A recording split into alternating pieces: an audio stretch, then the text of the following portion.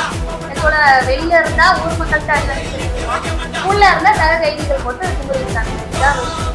இது வந்து இப்போ ஒரு நியூ ஸ்டூடெண்ட் கதை தான். இந்த ஸ்கூல்ல காலேஜ்ல ஹாஸ்டல் எல்லாம் எப்படி ஒரு புதுசா ஒருத்தன் வரும்போது அவங்க கூட எல்லாரும் ஃபர்ஸ்ட் இப்படி மருந்து கொடுத்துட்டு தான் இருப்பாங்க. அதுக்கப்புறம் தான் பேசி இது பண்ணுவாங்க. அதனால இப்ப கார்த்தி வந்து கைதான நாளையில இருந்து ஹாஸ்பிட்டல்ல தான் இருந்திருக்காப்ல. இப்போ ரீசெண்டா தான் சிறைக்கு போனனால அவங்களுக்குள்ள ஏதோ ஒரு மிஸ் அண்டர்ஸ்டாண்டிங் வந்து இந்த மாதிரி ஆயிடுச்சு சக கைதிகள். இப்போ இவனுக்கே இந்த நிலைமை அப்படின்னா இனி இவன் கூட மாட்டினானே ஒருத்தன் பேர் மேடம் அவன் பேர் மோகன்ராஜ் அவனுடைய நிலைமை என்ன மேடம் ஆச்சு?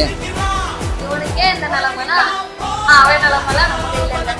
பார்ப்போம். ஆக்சுவலா இப்போ இந்த இன்சிடென்ட் வந்துருச்சுல, இனி அவனையும் தனி இதுல தான் போடுவாங்க. ஏன்னா இது வந்து கொஞ்சம் சென்சிட்டிவான இஷ்யூ. எனக்கு தெரிஞ்சு மேக்சிமம் அதெல்லாம் பார்த்து தான் ஃபர்ஸ்ட்லேயே வச்சிருப்பாங்க. பட் ஏதோ ஒரு இதுல இதாயிருக்கு இந்த பிரச்சனை. ஆனா இந்த அளவுக்கு வந்துருச்சுல, இனி